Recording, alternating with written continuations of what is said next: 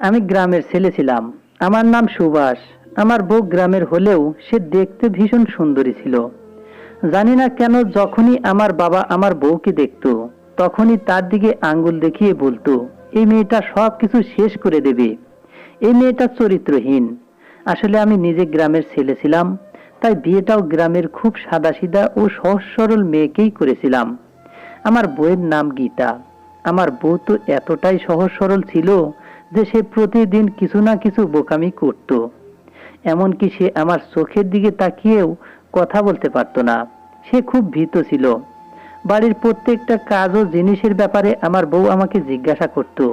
সে এত সহজ সরল ছিল যে শহরে আসার পরেও বাড়ির ভিতরে সবসময় নিজের মুখের মধ্যে লম্বা ঘোমটা দিয়ে থাকতো। তার এত লম্বা ঘোমটা দেখে আমারও মাঝে মধ্যে খুব বিরক্ত লাগতো। তাই আমি তাকে বলতাম, গীতা, তুমি তো বাড়ির মধ্যেই আছো, তাহলে এত লম্বা ঘোমটা দেওয়ার কি দরকার? তখন সে বলতো, আমি গ্রামের মেয়ে, এটা আমাদের গ্রামের নিয়ম। আমি শহরে আছি, তার মানে এটা নয় যে আমাদের গ্রামের সব রীতিনীতি ভুলে যাব। আমার কাছে আমার নিজের মান সম্মানটা আগে, তাই আমি যেমন আছি আমাকে এরকম ভাবে থাকতে দাও। আমার বউকে বলে বলেও মডার্ন করতে পারেনি। সে গ্রামের মেয়েদের মতোই দেহাতি হয়ে সেজেগুজে থাকতো। কিন্তু জানি না কেন এত সহজ সরল সাদাসিধে ও বোকা বউটাকে আমার বাবা যখনই দেখতো তখনই তার দিকে আঙ্গুল দেখিয়ে বলতো, এই মেয়েটা আমার ছেলেকে খেয়ে ফেলবে। জানি না বাবা কেন আমার এত সহজ সরল বউকে এরকম বলতো। শুধু তাই নয়, বাবা এটাও বলতো যে এই মেয়েটা চরিত্রহীন, এই মেয়েটা সব কিছু শেষ করে দেবে। প্রথমে ভেবেছিলাম বাবার বয়স হয়েছে, তাই হয়তো উনি আমার বইয়ের ব্যাপারে এরকম কথা বলেন। কিন্তু একদিন যখন আমি হোটেল থেকে বাড়ি ফিরে এলাম, তখন তাদেরকে দেখে আমার চোখ দুইটা কপালে উঠে গেল। কারণ আমি দেখলাম আমার সাদাসিধে ও সহজ সরল বউ পুরুষ মানুষের সঙ্গে আমার বিছানাতেই শুয়েছিল। কিন্তু এটা কিভাবে হতে পারে? কারণ আমার বউ তো গ্রামের মেয়েদের কালচার অনুযায়ী ভীষণ সাংস্কৃতিক ছিল।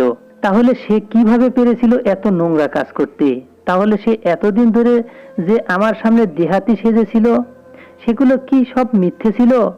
তাহলে আমার বাবার কথাটাই কি সত্যি ছিল? আসলে আমি গ্রামের ছেলে হলেও পড়াশোনায় খুব ভালো ছিলাম এবং শহরে এসে হোটেলের ম্যানেজমেন্টের কাজ করতাম। আমার প্রথম থেকেই খুব ইচ্ছে ছিল হোটেল ম্যানেজমেন্ট নিয়ে কাজ করার। তাই আমি যখন হোটেল ম্যানেজমেন্টের জবটা পেয়েছিলাম, তারপর আমি শহরে চলে এসেছিলাম এবং শহরে আসার পরে আমি যখন সেট হয়ে গিয়েছিলাম, তারপরে আমার বউকে শহরে আমার কাছে নিয়ে এসেছিলাম। কারণ বিয়ের পরে গীতা আমাকে ছেড়ে গ্রামের শ্বশুর বাড়িতে 2 বছর ছিল। তাই আমি ভেবেছিলাম গীতা আর কতদিন আমাকে ছেড়ে গ্রামে থাকবে। তাই আমি তাকে শহরে নিজের কাছে নিয়ে চলে এসেছিলাম। যদিও বা সে শহরে আসতে খুব একটা রাজি ছিল না। গ্রামের বাড়িতে আমার বাবা ও দাদারা সবাই ছিল। আমি বাড়ির ছোট ছেলে। আমার 2 দাদা আছে, তারা গ্রামে ব্যবসা করে। আমার মা তো অনেক আগেই মারা গেছেন। আমি যখন 12 বছরের ছিলাম তখন মাকে হারিয়েছি। আমার মা ভীষণ সাদাসিধে ও সহজ সরল মানুষ ছিলেন। প্রত্যেকটা মেয়ে যেমন তাদের স্বামীর মধ্যে নিজের বাবার গুণ খুঁজে বের করে, ঠিক সেই রকম আমিও ভেবেছিলাম আমার মায়ের মতোই গ্রামের একটা সহজ সরল মেয়েকে বিয়ে করলে হয়তো আমার মায়ের মতোই সততা এবং আমার মায়ের মতোই গুণ সেই মেয়েটার মধ্যে দেখতে পাবো। কিন্তু আমার সঙ্গে যে এত বড় ছলনা করবে, সেটা তো আমি স্বপ্নেও কল্পনা করতে পারিনি। এদিকে আমার বাবা যখনই আমার বউকে দেখতো, তখনই তার দিকে আঙ্গুল দেখে একটাই কথা বলতো যে এই মেয়েটা সব কিছু শেষ করে দেবে। যদিও বা বাবার কথা বলতে খুবই কষ্ট হতো, কিন্তু উনি খুব কষ্ট করে আমার বউকে দেখা মাত্রই শুধুমাত্র এই কথাটাই বলতেন যে এই মেয়েটা চরিত্রহীন, এই মেয়েটা সবকিছু শেষ করে দেবে। আসলে আমার বাবা একদম সুস্থ সবল ছিলেন, কিন্তু গীতাকে শহরে আমার কাছে নিয়ে আসার 4 মাস পরে আমি যখন বাবাকে গ্রাম থেকে শহরে নিয়ে এসেছিলাম, তারপরে একদিন বাবা হঠাৎ করে বাথরুমের ভেতরে পড়ে গিয়ে প্যারালাইসিস হয়ে গিয়েছিল। কিন্তু উনি হাঁটা চলা করতে পারতেন না। এমনকি আমার বাবা খুব একটা কথাও বলতে পারতো না এবং খুব কষ্ট করে 2-1টা কথা বলতো, তাও বাবার কথাগুলো বোঝা যেত না। তাই খুব বেশি প্রয়োজন না হলে বাবা মুখ খুলতো না, সারা দিন চুপচাপ বসে থাকতো। বাবাকে যখন শহরে আমার কাছে নিয়ে এসেছিলাম, তখন গীতা আমার বাবার ভীষণ খেয়াল রাখতো। আমার বউ সব সময় পূজা পাঠ এবং নিজের মান সম্মান ও রীতি রেওয়াজ নিয়েই ব্যস্ত থাকতো। তার গ্রামের চালচলন দেখে আমি নিজেও মাঝে মধ্যে বিরক্ত হয়ে যেতাম এবং তাকে বুঝিয়ে বলতাম যে গীতা, তুমি শহরে এসেছো, একটু তো মডার্ন হও। পাশের বাড়ির কাকিমা ও আন্টিদের দেখো, তারা এত বয়স্ক হওয়ার পরেও কত মডার্ন। এমনকি গীতা আমার সাথে বাইরে ঘুরতেও যেতে চাইতো না। আমি গীতাকে ভীষণ ভালোবাসতাম, কারণ সে গ্রামের মেয়ে হলেও দেখতে ভীষণ সুন্দরী ছিল। শুধু তাই নয়, তার ভালো ব্যবহারের জন্য আমি তাকে ভীষণ ভালোবাসতাম এবং নিজের থেকেও বেশি আমার বউকে বিশ্বাস করতাম। আমি শহরে চাকরি করতাম, তা সত্ত্বেও শহরের মেয়েদের খুব একটা পছন্দ করতাম না। তাই আমি গ্রামে থেকে বাবার পছন্দের মেয়ে বিয়ে করেছিলাম। আমার বাবা রীতি রেওয়াজ, পোশাক পরিচ্ছদ এইসবের উপর অনেক বেশি গুরুত্ব দিতেন। আর এমনিতেও আমার বাবা প্রথম থেকেই বলে রেখেছিলেন আমি যাতে ভুল করেও শহরের মেয়েদের আমাদের বাড়ি বউ করে না আনি, কারণ আমার বাবা বলতেন শহরের মেয়েরা নির্লজ্জ হয়। তাদের পোশাক আশাক এবং সংস্কৃতি গ্রামের মেয়েদের থেকে সম্পূর্ণ আলাদা। গ্রামের মেয়েরা বিশ্বাসযোগ্য হয়, কিন্তু শহরের মেয়েদের বিশ্বাস করা খুবই মুশকিল। তাই বাবার কথা মাথায় রেখে আমি কোনোদিনও শহরের মেয়েদের দিকে লক্ষ্যই করিনি। আমি নিজের কাজ নিয়ে ব্যস্ত থাকতাম। মায়ের মারা যাওয়ার পরে বাবা আমাকে যা বলতেন আমি তাই করতাম। আমি বাবার কোনো কথার অমান্য করতাম না এবং আমার মাথায় কোনোদিনও এরকম চিন্তাধারা আসেনি যে আমি তো শহরে চাকরি করি, আমি অনেক স্মার্ট এবং হ্যান্ডসাম, তাহলে আমি কেন গ্রামের দেহাতি মেয়েকে বিয়ে করব। আমি জানতাম আমার বাবা সবসময় আমার জন্য ভালোটাই ভাববেন। তাই আমি বাবার কথা মতো গ্রামের সহজ সরল বোকা ও খুব সুন্দরী গীতাকে বিয়ে করেছিলাম এবং তার সঙ্গে বিয়ে করে খুব ভালো ছিলাম। আমি যখন গীতাকে শহরে নিয়ে এসেছিলাম তখন প্রথমে তো সবকিছু ঠিকঠাক ছিল। সেই গ্রামের বাড়িতে যেভাবে থাকতো সেভাবে শহরের বাড়িতেও থাকতো, কিন্তু শহরে আসার 1-1.5 মাস পরে তার মধ্যে পরিবর্তন আসতে শুরু করে। আসলে আমার বাড়ির পাশের একটা কাকিমা নিজেকে ফিট রাখার জন্য প্রত্যেকদিন আমার বাড়ির সামনে ছোট্ট বাগান ছিল, সেই বাগানে এসে হাঁটাহাঁটি করত। কাকিমার সঙ্গে আমার বউয়ের খুব ভালো বন্ডিং তৈরি হয়েছিল। আমি যখন হোটেলে চলে যেতাম তারপরে গীতা নিজের কাজকর্ম সেরে ওই কাকিমার বাড়িতে যেত, বা কোনোদিন হয়তো কাকিমা আমাদের বাড়িতে আসতো এবং কাকিমার সঙ্গে যা কথাবার্তা হতো, আমি যখন বাড়ি ফিরে আসতাম তখন রাতের বেলা গীতা তাদের মধ্যে যা কথা হতো সেই কথাগুলো আমাকে আবার বলতো। আসলে গীতা খুব বোকা এবং সহজ সরল ছিল, কিন্তু শহরে আসার পরে সে নিজেকে ধরে রাখতে পারেনি। এইভাবে আমি যখন রাতের বেলা হোটেল থেকে বাড়ি ফিরে আসতাম তখন সে প্রত্যেক দিন রাতে তার আর কাকিমার মধ্যে সব কথা আমাকে বলতো। কিন্তু সেদিন জানি না ওই কাকিমার সঙ্গে আমার বউয়ের এমন কি আলোচনা হয়েছিল যে আমার বউ তার পরের দিনই আমার সঙ্গে বাড়ির বাইরে বেরিয়েছিল এবং আমার সঙ্গে শপিং মলে গিয়ে শহরের মেয়েদের মতোই ওয়েস্টার্ন জামা কাপড় কিনেছিল। জানি না হঠাৎ করে গীতার এমন কেন মনে হয়েছিল যে সেও শহরের মেয়েদের মতোই জামা কাপড় পরবে, কিন্তু আমি তাকে কোনোদিন ওয়েস্টার্ন ড্রেস পরতে বাধা দেইনি। আমি এটা ভেবে খুশি ছিলাম যে আমার বউ যদি নিজেকে একটুখানি পরিবর্তন করে তাহলে আমারও ভালো লাগবে। কিন্তু সে তো দিন দিন নিজেকে এত বেশি পরিবর্তন করে ফেলেছিল যে আমার আশেপাশের প্রতিবেশীদের সাথে যখন ইচ্ছা হতো তখনই সে বাইরে ঘুরে বেড়াতো। গত 2 মাসের মধ্যে সে নিজেকে এতটা চেঞ্জ করে ফেলেছিল যে তাকে দেখে আমার মনে হতো না যে সে আমার গ্রামের দেহাতি সহজ সরল বউ ছিল। আমাকে মাঝে মধ্যে মিটিং অ্যাটেন্ড করার জন্য গীতাকে একা রেখে 2-3 দিনের জন্য বাড়ির বাইরে থাকতে হতো। আমি যখন বাড়িতে থাকতাম না তখন সে নিজের ইচ্ছে মতো ছোট ছোট ড্রেস পরে নাকি বাড়ির বাইরে ঘুরতে যেত এবং এই কথাগুলো আমি অনেক পরে জানতে পেরেছিলাম। কিন্তু সে আমার সামনে এত বেশি সাধু সেজে থাকতো যে আমি তাকে আগের মতো গ্রামের সহজ সরল মেয়ে ভেবেই ভালোবাসতাম। কিন্তু আমি জানতেই পারিনি যে ভেতরে ভেতরে সে খারাপ পথে চলে গেছে। তারপর গীতার আসার 3-4 মাস পরেই আমার বাবা যখন গ্রাম থেকে শহরে আমার বাড়িতে এসেছিল তখন গীতার সঙ্গে আমার বাবার সবসময় ঝামেলা বেঁধেই থাকতো। আসলে আমার বাবা যখন গ্রাম থেকে শহরে এলো এবং গীতাকে ওরকম পোশাক পরিচ্ছদে দেখছিল তখন বাবা গীতাকে অনেক কথা শুনিয়েছিল এবং বলেছিল, তোমার লজ্জা করে না? আমি থাকতে তুমি আমার চোখের সামনেই এই রকম নোংরা জামা কাপড় পরে ঘুরে বেড়াচ্ছ। তুমি কি নিজের গ্রামের কালচার ভুলে গেছো? আমি যতদিন বেঁচে থাকবো ততদিন আমাদের কালচার ও রীতি রেওয়াজ ভুলতে দেব না। তাই তুমি এক্ষুনি গিয়ে এইসব নোংরা জামা কাপড় খুলে শাড়ি পরে এসো এবং ভালো করে ঘুমটা দিয়ে থাকো। আমার বউ তখন বাবাকে বলেছিল, বাবা এটা গ্রাম নয়, এটা শহর, তাই আমি এখানে দেহাতি সেজে থাকলে সবাই আমার ঠাট্টা করবে। বাবা তখন আমার বউকে বলল, সবাই ঠাট্টা করবে মানে তুমি কি বাড়ির বাইরে ঘুরতে বেড়াও নাকি যে সবাই তোমাকে দেখতে পাবে?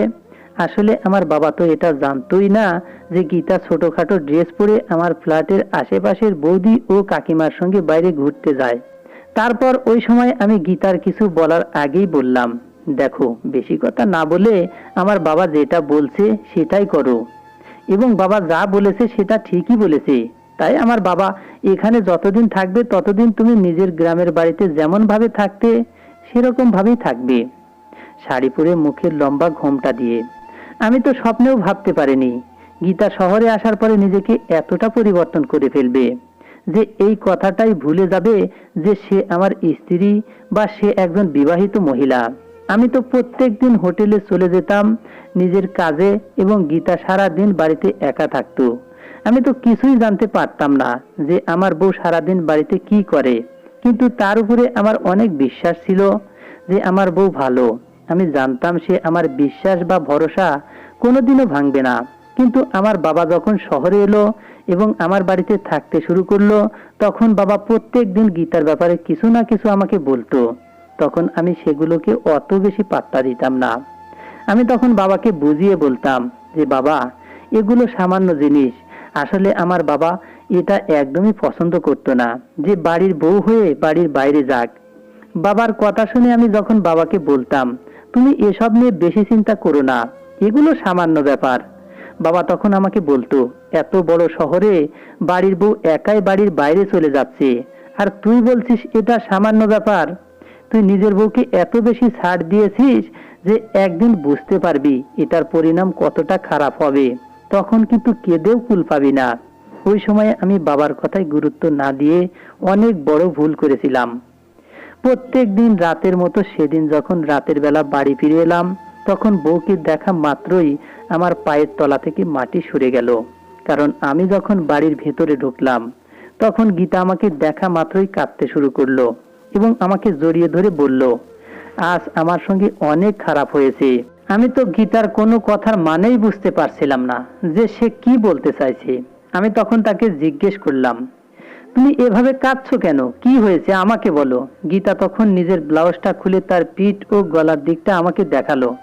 তার পিঠটা দেখা মাত্রই আমি অনেক বেশি ঘাবড়ে গিয়েছিলাম, কারণ তার পিঠে ও বুকে আঁচড়ের দাগ ছিল।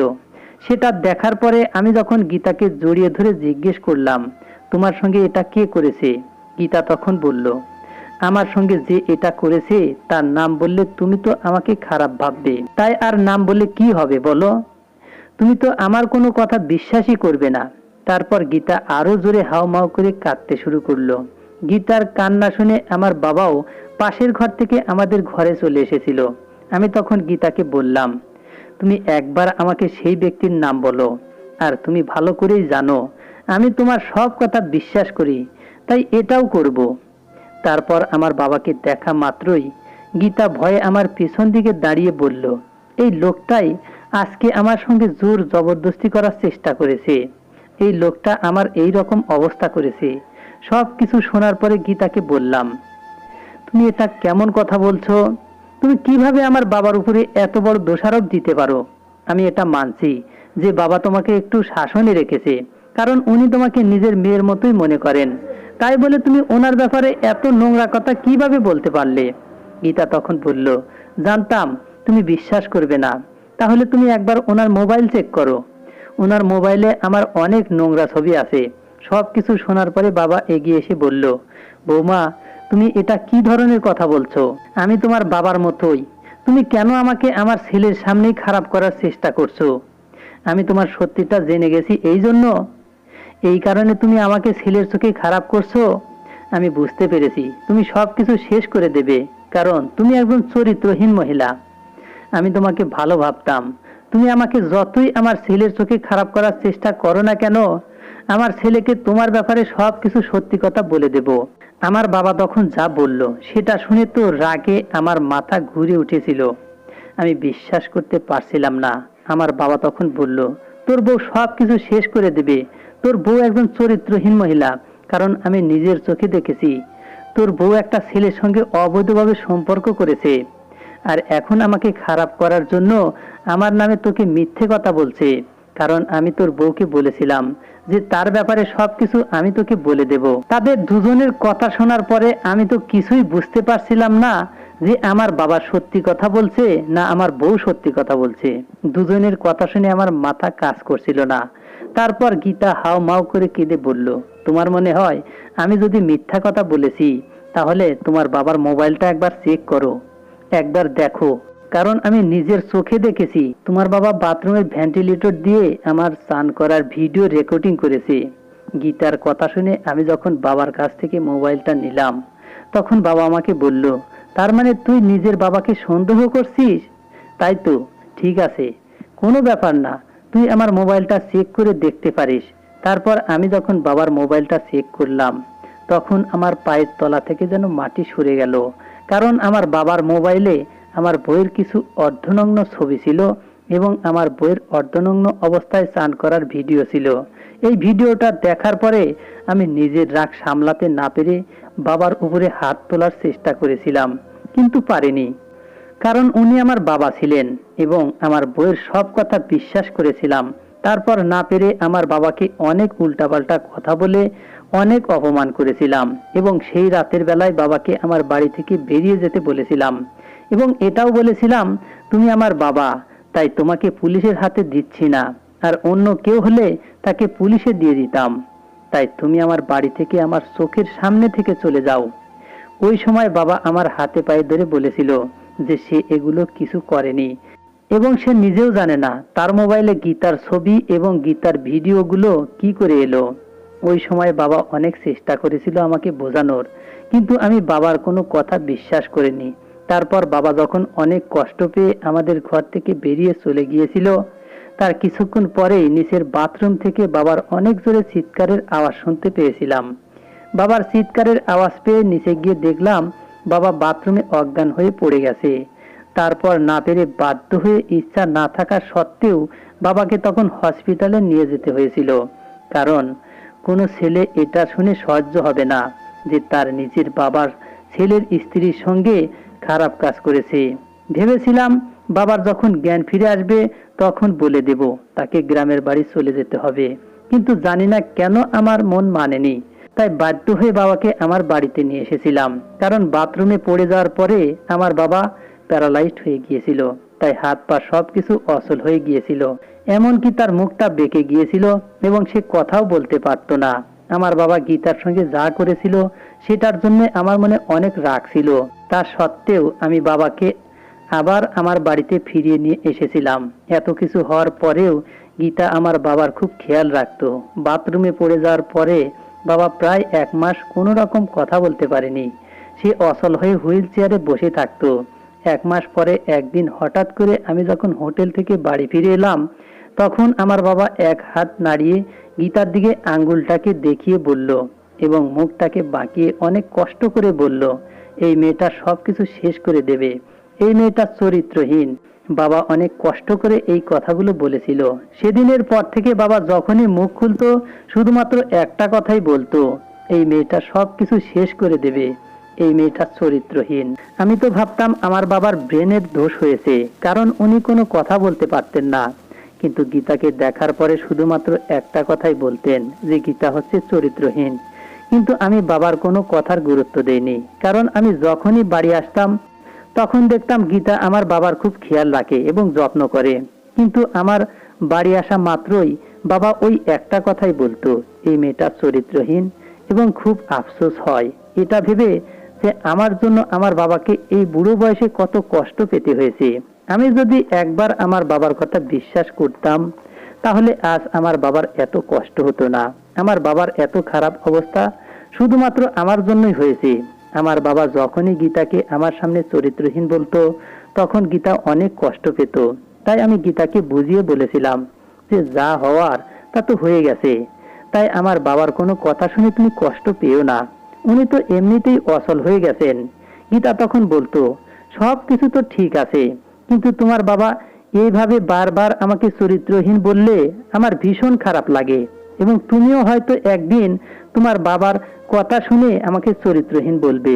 আমি তখন গীতাকে অনেক ভালোবেসে আদর করে বলেছিলাম, তোমাকে আমি নিজের থেকে অনেক বেশি বিশ্বাস করি, তাই আমি তোমাকে কোনোদিন কষ্ট দেব না। এইভাবে বেশ কিছুদিন কাটার পরে আমাকে আবার 2 দিনের জন্য শহরের বাইরে যেতে হয়েছিল, কারণ আমার সেখানে মিটিং ছিল। সেদিন রাত 9টার সময় আমার ফ্লাইট ছিল। আমি যখন রাত্রিবেলা খাওয়া দাওয়া করে বাড়ি থেকে বেরিয়েছিলাম, তখন গীতাকে অনেক ভালোবেসে আদর করে বলেছিলাম, নিজের এবং বাবার খেয়াল রাখবে, আমি 2 দিন পরে বাড়ি ফিরে আসবো, আর কিছু অসুবিধা হলে আমাকে ফোন করে জানাবে। তখন গীতাও আমাকে জড়িয়ে ধরে বলল, আমি তোমাকে অনেক মিস করব। তারপর আমি রাতের বেলা বাড়ি থেকে বেরিয়ে পড়েছিলাম আমার মিটিং এর জন্য, এবং সেদিন আমার 9টায় ফ্লাইট ছিল। কিন্তু বাড়ি থেকে বেরোনোর কিছুক্ষণ পরে আমাদের হোটেলের মালিক ফোন করে জানিয়েছিল যে কিছু কারণবশত আজকে মিটিং ক্যান্সেল করতে হয়েছে। তাই আমি সেদিন রাতের বেলা আবার বাড়ি ফিরে এসেছিলাম। আমার কাছে যেহেতু বাড়ির একটা এক্সট্রা চাবি ছিল, তাই গীতাকে বিরক্ত করিনি। বাড়ির দরজায় এসে নিজের পকেট থেকে এক্সট্রা চাবিটা বের করে ঘরের ভিতরে ঢুকে দেখলাম আমার বাবার দরজার সামনে হুইল চেয়ারে বসে আছে এবং তার চোখ দিয়ে জল পড়ছে। আমার বাবা আমাকে দেখা মাত্রই বলতে শুরু করলো, মেয়েটা চরিত্রহীন, ওই মেয়েটা সবকিছু শেষ করে দেবে। ওই সময় আমি বাবাকে ওনার রুমে গিয়ে বিছানায় শুইয়ে দিলাম। আমার বাবার তখনও চোখ দিয়ে জল ঝরে যাচ্ছিল। আমি তখন বাবার চোখের জল মুছে দিয়ে ওনার মাথায় হাত বুলিয়ে দিয়ে বললাম, শুয়ে পড়ো। ওটা বলে আমি বাবার রুম থেকে বেরিয়ে বাইরে চলে আসলাম। আসলে আমার বাবা গীতার সঙ্গে যা করেছিল সেটার রাগ তো ছিলই, কিন্তু তাও উনি আমার বাবা ছিলেন, তাই ওনার প্রতি আমার মনে একটু হলেও ভালোবাসা ছিল। আজ পর্যন্ত আমি বাবার এই কথাটার মানে বুঝতে পারিনি যে কেন আমার বাবা বারবার এই কথাটাই বলে যে আমার বউ চরিত্রহীন। কিন্তু সেদিন আমি নিজের চোখে সবকিছু দেখার পরে বুঝতে পেরেছিলাম যে আমার বাবা কেন বারবার এই কথাটা বলতো। সেদিন বাবার মুখ থেকে ওই কথাটা শোনার পরে আমি যখন চুপচাপ উপরে উঠে নিজের রুমের দিকে গেলাম, এটা ভেবে যে গীতা হয়তো শুয়ে পড়েছে, তাই তাকে আমার ডিস্টার্ব করা ঠিক হবে না। কিন্তু যখন তার রুমের ভেতর থেকে হাসির শব্দ আসছিল, ওই হাসির শব্দটা শোনার পরে আমার মাথায় যেন আকাশ ভেঙে পড়েছিল। কারণ আমার বেডরুম থেকে আমার বউ ও একটা ছেলের হাসির শব্দ শুনতে পাচ্ছিলাম। তাদের হাসির শব্দটা শুনতে পেয়ে আমার মনে আরো বেশি কৌতূহল জেগেছিল রুমের ভেতরের সত্যিটা জানার জন্য। কারণ এত রাতে আমার অনুপস্থিতিতে আমার বউ কার সঙ্গে হাসি ঠাট্টা করছিল। তারপর আমি যখন রুমের দিকে এগিয়ে গেলাম, তখন দেখলাম দরজা শুধুমাত্র ঠেকানো ছিল। তারপরে দরজার ফাঁক দিয়ে আমি সবকিছু দেখতে পাচ্ছিলাম। তারপর ঘরের ভিতরে দৃশ্য দেখে তো আমার চোখ দুইটা যেন কপালে উঠে গিয়েছিল। কারণ আমি দেখলাম আমার সহজ সরল বোকা বউ একটা পুরুষের সামনে বস্ত্রহীন হয়ে নিজের চাহিদা পূরণ করছিল, এবং ছেলেটা আমার বউয়ের শরীর এমন ভাবে ভোগ করছিল মনে হচ্ছিল যেন একটা কোনো হিংস্র পশু। এবং আমার বউ মজা নিচ্ছিল। আমার বউকে পরপুরুষের সঙ্গে এই রকম অবস্থায় দেখে আমার পায়ের তলা থেকে যেন মাটি সরে গিয়েছিল। শুধু তাই নয়, মনে হচ্ছিল আমার মাথায় আকাশ ভেঙে পড়েছে। কারণ আমি যাকে সহজ সরল ও বোকা মনে করতাম, সে তো আমাকে ঠকিয়েছিল। এবং এই কারণে বাবা আমার বউকে চরিত্রহীন বলতো। তার মানে বাবা গীতার ব্যাপারে আমাকে যা কিছু বলেছিল সেগুলো সব কিছু সত্যি ছিল। তারপর আমি না পেরে ওই অবস্থায় ঘরের ভেতরে ঢুকে রাগে তাদের দুজনের চুলের মুঠি ধরে সিঁড়ি দিয়ে নিচে নেমে নিয়ে এসে বলেছিলাম, তোরা দুইজন আমার বাড়ি থেকে বেরিয়ে যা, নইলে আমি তোদের দুইজনকে জ্যান্ত মাটির ভিতরে পুঁতে দেব। সেদিন আমি জানতে পেরেছিলাম যে কিভাবে গীতা আমার বাবাকে আমার কাছেই খারাপ করতে চেয়েছিল। আসলে গীতা বেশ কয়েক মাস ধরে গোপনে লুকিয়ে লুকিয়ে এই ছেলেটার সঙ্গে সম্পর্ক চালিয়ে গেছে, যেটা আমার বাবা জানতে পেরেছিল।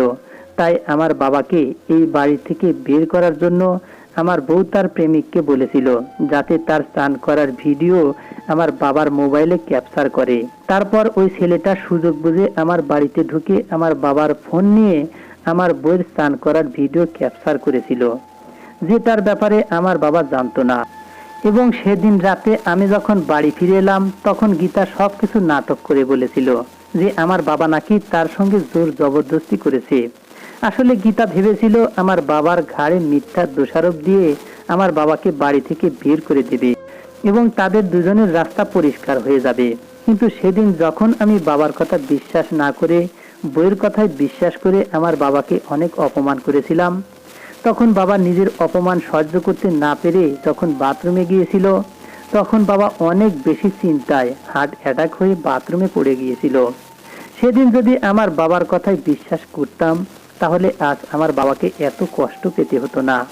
যাকে আমি গ্রামের মেয়ে ভেবে এত বিশ্বাস করেছিলাম ও এত ছাড় দিয়েছিলাম, কিন্তু গীতা সেটার খারাপ ব্যবহার করেছিল এবং আমাকে সামনেই ঠকিয়েছিল। সেদিন আমি গীতাকে মেরেছিলাম এবং অনেক অপমান করেছিলাম। শুধু তাই নয়, ওই ছেলেটার সঙ্গে গীতাকে ঘাট ধাক্কা দিয়ে আমার ঘর থেকে বের করে দিয়েছিলাম।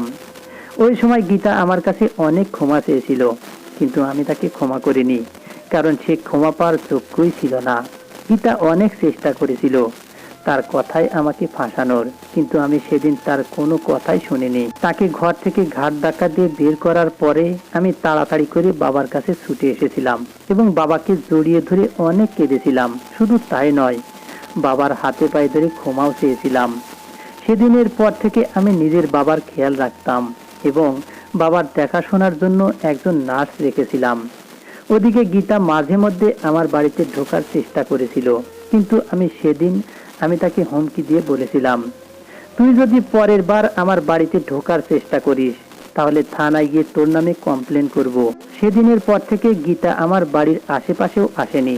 তারপর আমার বাবাকে সুস্থ করে তোলার জন্য শহরের সব থেকে ভালো ডাক্তারের কাছে ট্রিটমেন্ট করিয়েছিলাম। ভালো ডাক্তারের কাছে ট্রিটমেন্ট করানোর পরে আজ বাবা আগের থেকে অনেক সুস্থ আছে। বাবা নিজের পায়ে ঠিকঠাকভাবে হাঁটাচলা করতে না পারলেও কথাবার্তা বলতে পারে এবং ডাক্তার বলেছে খুব তাড়াতাড়ি আমার বাবা পুরোপুরি সুস্থ হয়ে উঠবে। ওই ঘটনা ঘটে যাওয়ার 1 বছর পরে শুনেছিলাম যে গীতা নাকি আবার গ্রামের বাড়িতে ফিরে গেছে। যে ছেলেটার জন্য গীতা আমাকে ঠকিয়েছিল, সেই ছেলেটা নাকি গীতাকে ঠকিয়েছে এবং সে আজ বাধ্য হয়ে গ্রামের বাড়িতে পড়ে আছে এবং গ্রামের লোকেরা নাকি তাকে নানান রকম কথা বলে, অপমান করে। গ্রামের লোকের ভয়ে সে নাকি বাড়ির বাইরেও বের হতে পারে না। শুধু তাই নয়, তার বাড়ির লোকেরা আজ তাকে ঘৃণা করে। যাকে আমি গ্রামের সহজ সরল মেয়ে ভেবে এত ছাড় দিয়েছিলাম ও নিজের থেকেও বেশি বিশ্বাস করেছিলাম, সে আমাকে অনেক আঘাত দিয়েছিল। সে যেমন আমার সঙ্গে বিশ্বাসঘাতকতা করেছিল, ঠিক তার সঙ্গেও তার প্রেমিক বিশ্বাসঘাতকতা করেছিল। সে নিজের সুখের সংসার নষ্ট করেছিল এবং নিজের পায়ে নিজেই কুড়োল মেরেছিল। আমি এখন শহরে আছি আমার বাবার সঙ্গে। এতদিন পরে আমার বাবা পুরোপুরিভাবে সুস্থ হয়ে উঠতে পেরেছে, এটা দেখে আমি আজ ভীষণ খুশি আছি। এজন্যই বলে, বাবা মায়ের মতো নিঃস্বার্থ ভালোবাসা এই পৃথিবীতে আর কেউ দিতে পারে না। আমি নিজের বাবাকে অবিশ্বাস করে অনেক বড় ভুল করেছিলাম।